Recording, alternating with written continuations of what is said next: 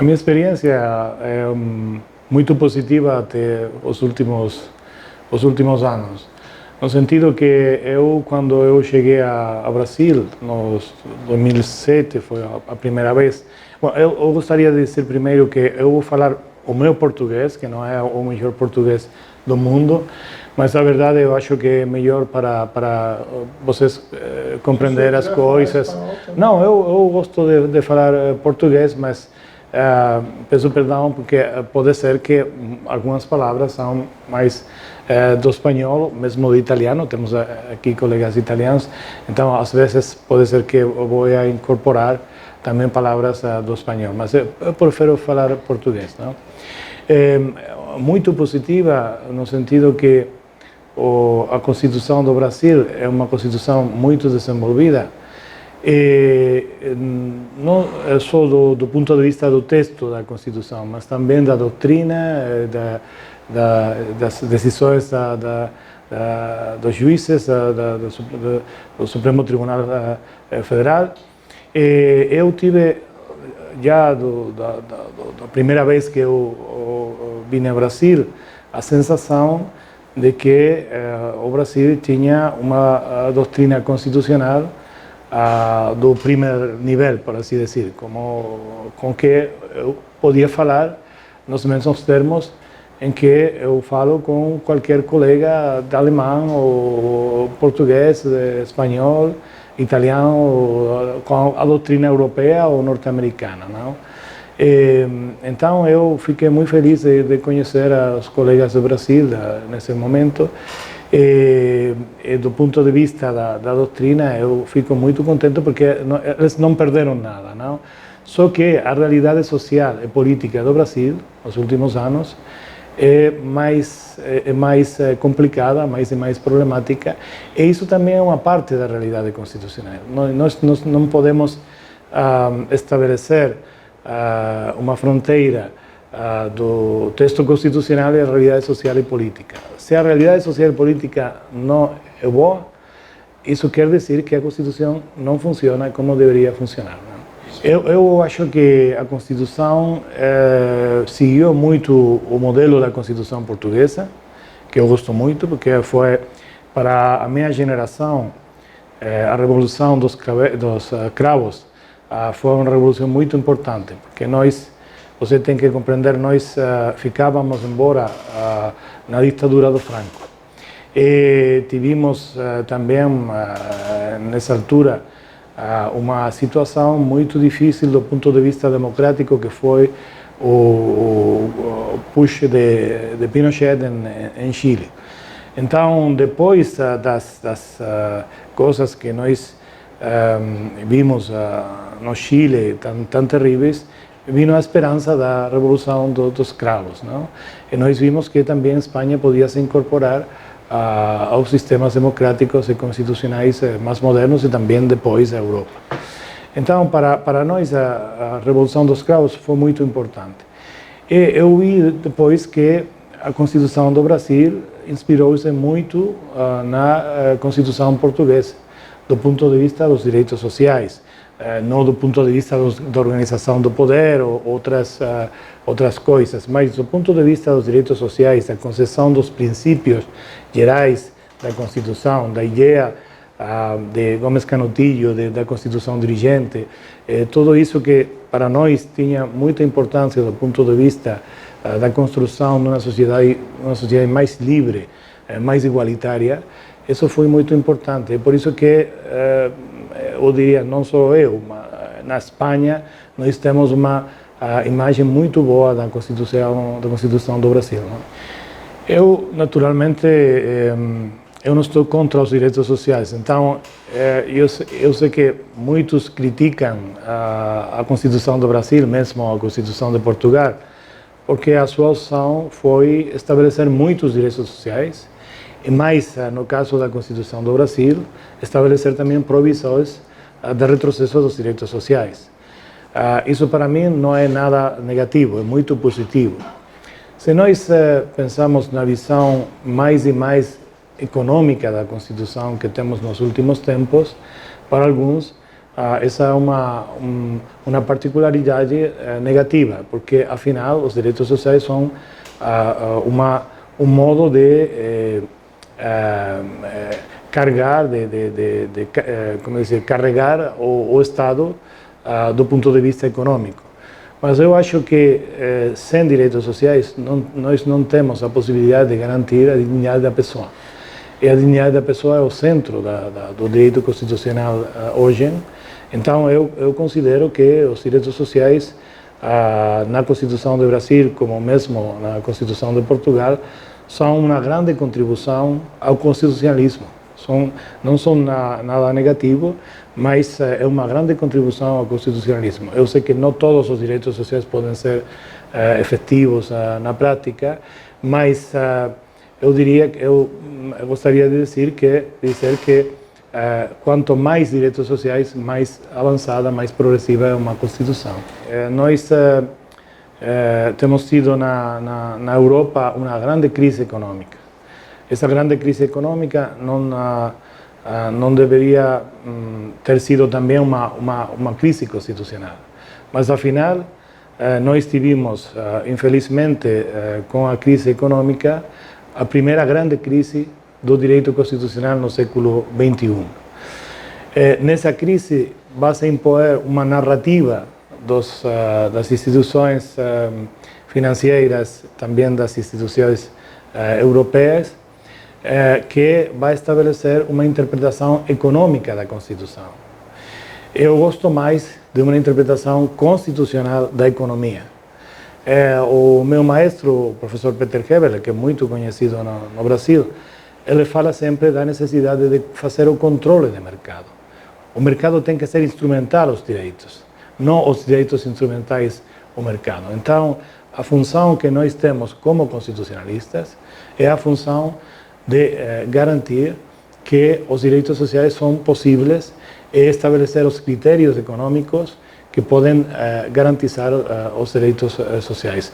Não limitar os direitos sociais para fazer possível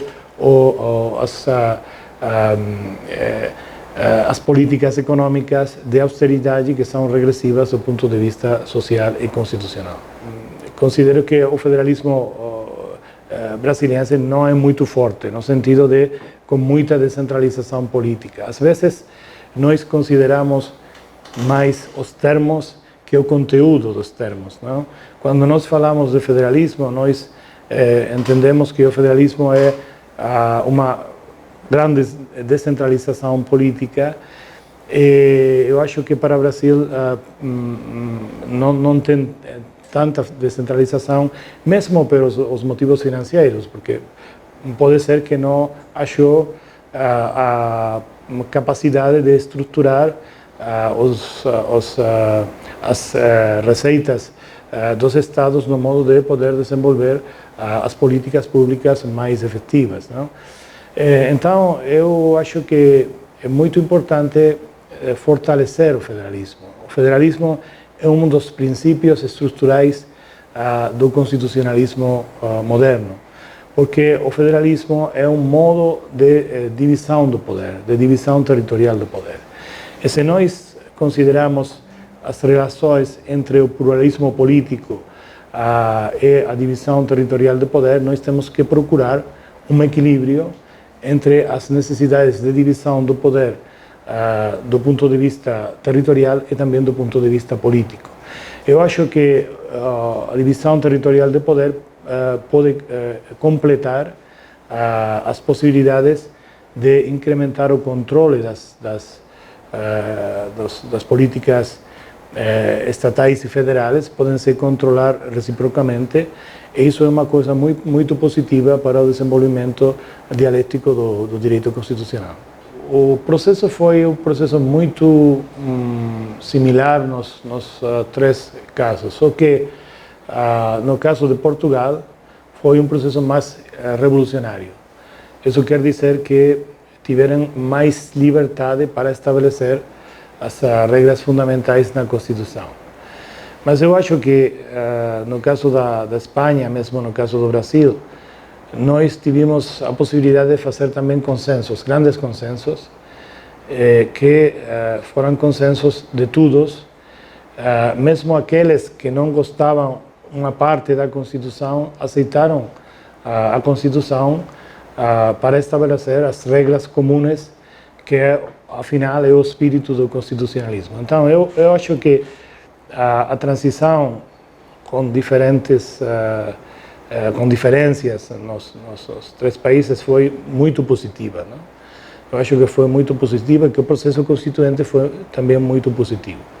Do ponto de vista da evolução, nós temos um mundo muito diferente, muito diferente.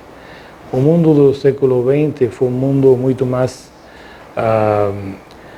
eu não diria tranquilo, porque tivemos muitas, infelizmente, muitas guerras, mas ao final, a segunda metade do século foi um mundo mais com um ritmo menos acelerado do tempo histórico, para assim dizer, não?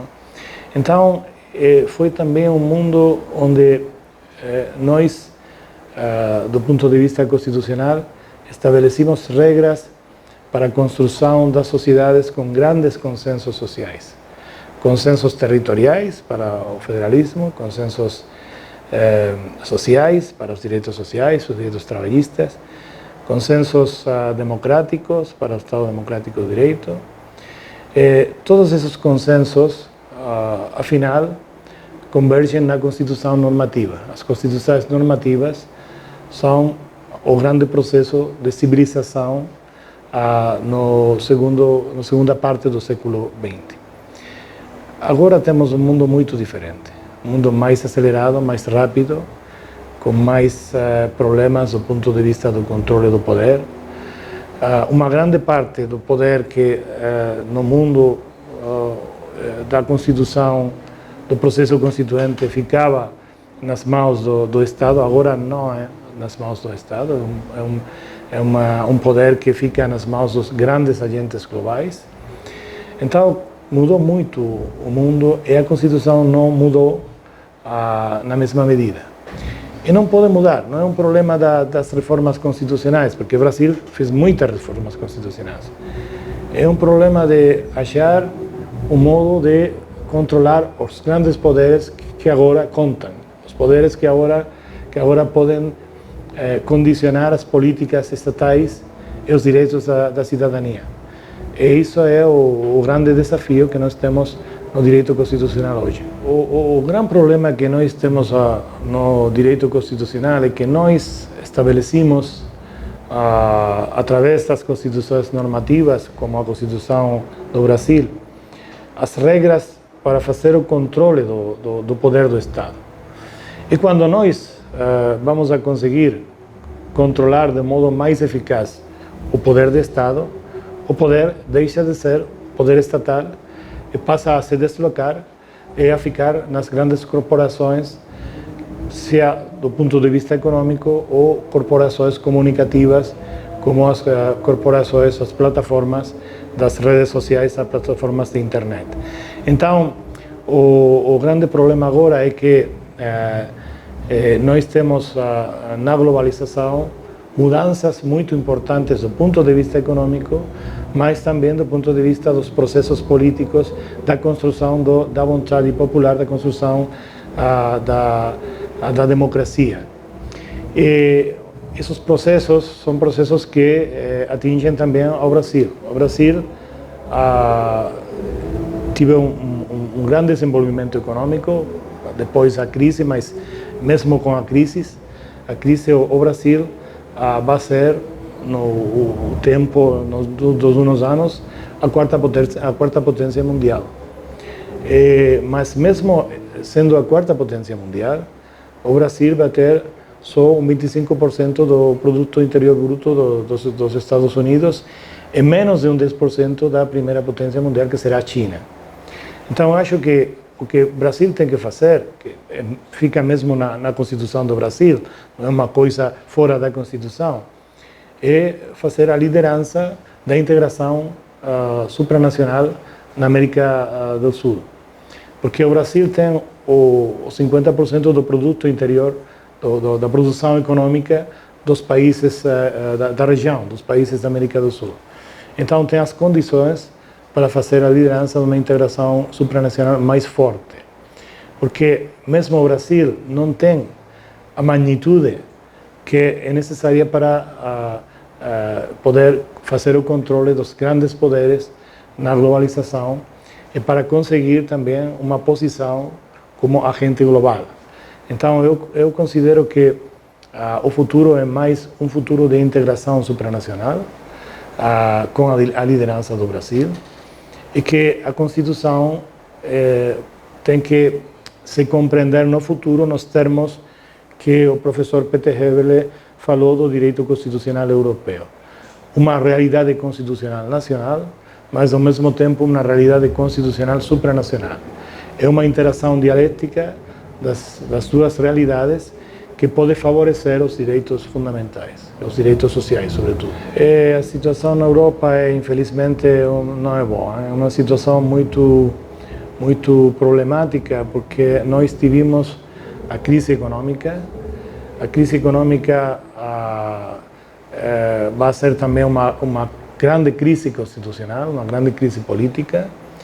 Foram impostas políticas de austeridade que não eram necessárias e que não eram recomendadas, não estiveram recomendadas por grandes economistas como Paul Krugman, Stiglitz ou outros na Europa, mas eles vão impor as políticas econômicas de austeridade. Isso provocou mais problemas sociais, mais desigualdade nos termos das sociedades europeias, provocou mais conflitos entre os Estados-membros da União Europeia e, afinal, provocou também um desenvolvimento dos movimentos populistas, xenófobos, que são movimentos que têm, infelizmente, grandes possibilidades de conseguir o governo, que mesmo conseguiram governos de alguns países democráticos na Europa. Então, eu acho que a situação não é boa. A Europa precisa mais integração, mais democracia, e precisa, afinal, uma solução federal para a Europa. Porque também a Europa, se nós consideramos os termos que eu falei já para o Brasil, você tem que pensar que o país mais forte do ponto de vista econômico na Europa, que é a Alemanha, vai ficar fora das 8 primeiras potências do mundo em uns anos. Agora é a quinta, mas vai ficar fora das grandes potências econômicas. Nenhum país europeu pode ter a capacidade, isolado, de fazer frente à globalização. Então, nós precisamos mais integração. Mas, infelizmente, temos menos integração, temos problemas com alguns países que não são del todo democráticos do ponto de vista das políticas que eles estão a fazer, como a Hungria e a Polônia, e temos também o problema do Brexit. O Brexit é um grande problema para nós, porque nós precisamos também do Reino Unido para estabelecer uma integração mais forte, com mais capacidade de agir no mundo global, não? Então, a situação é muito crítica. Nós temos há pouco as eleições ao Parlamento Europeu. Se os populistas, os anti-europeus conseguem uma boa posição nas eleições, pode ser um momento muito crítico para a Europa. Quando nós falamos na história do fascismo, que é o que nós pensamos? Nós pensamos no fascismo com as grandes mobilizações de massas, com as bandeiras, com os costumes que eles levavam muito particulares, porque no tempo histórico em que o fascismo se desenvolveu assim, o fascismo vai criar uma nova identidade, uma identidade política que quer se diferenciar das identidades de outros movimentos sociais como o comunismo. Então, eles precisam as bandeiras, precisam os vestidos particulares, eles utilizaram uns modos de intervenção no poder agora é muito diferente. Nós temos, infelizmente, muitos fascistas, muitos movimentos fascistas, que eles não levam as bandeiras, eles não são identificáveis. Você não pode identificar como eram identificáveis no tempo da Weimar. Não? Para identificar, você tem que olhar as coisas que eles dizem e evaluar as coisas que eles dizem, se essas coisas são congruentes com a Constituição e com a democracia. E, infelizmente, nós temos muitas formas novas do fascismo em Europa e fora da Europa que não são tão identificáveis, que por isso a população considera que não são tão perigosas como os antigos fascistas. Mas, na verdade, são mais perigosas, embora, que os antigos fascistas, próprio porque não são identificáveis como tais. Eu não gostaria de falar de problemas políticos concretos, como você pode compreender, mais no seio de uma campanha eleitoral. Mas, por quanto atinge a Constituição brasileira, eu acho que é uma Constituição muito desenvolvida. Eu não acho que vocês precisem de uma nova Constituição. Não? Nós temos mais problemas na Espanha, porque nós temos uma Constituição 40 anos que só tive 2 reformas para a integração europeia, questões relacionadas com a integração europeia, com a Europa. Não? Nós temos que fazer umas reformas mais profundas. Não? Mas quando eu vejo a vossa Constituição brasileira, eu acho que, como todas as Constituições, podem precisar reformas pontuais, pode ser que os termos da organização do poder, o presidencialismo, algumas coisas podem ser melhoradas no futuro, naturalmente, mas não para fazer uma nova Constituição. Eu acho que uma Constituição que tem a reputação da Constituição brasileira, que tem a consideração da doutrina em todo o mundo, dos intelectuais, dos professores do direito constitucional, não faz sentido mudar para uma Constituição nova. Não? As reformas sim, mas a nova Constituição eu acho que não é possível. E além disso, devo dizer que os grandes problemas constitucionais que nós temos neste tempo, nesta altura da globalização, são problemas que não podem se resolver através de reformas constitucionais. São problemas globais. E muitos desses problemas estão a marginalizar a Constituição, a deslocar a Constituição, a isolar a Constituição no quadro da sociedade. Estão a procurar umas atitudes, umas valorações que são contrárias à Constituição, que não têm relação com a Constituição, que vão a provocar conflitos e problemas que não faz sentido do ponto de vista do espírito constitucional. E são problemas globais que vão a se refletir no quadro das constituições nacionais e que, afinal, estão a provocar uma situação muito difícil do constitucionalismo do nosso tempo. Você tem que considerar que depois da crise econômica, nós temos tido os últimos meses, a crise, os últimos 2 anos, uma grande crise provocada pelas redes sociais, a intervenção das redes sociais nos processos democráticos.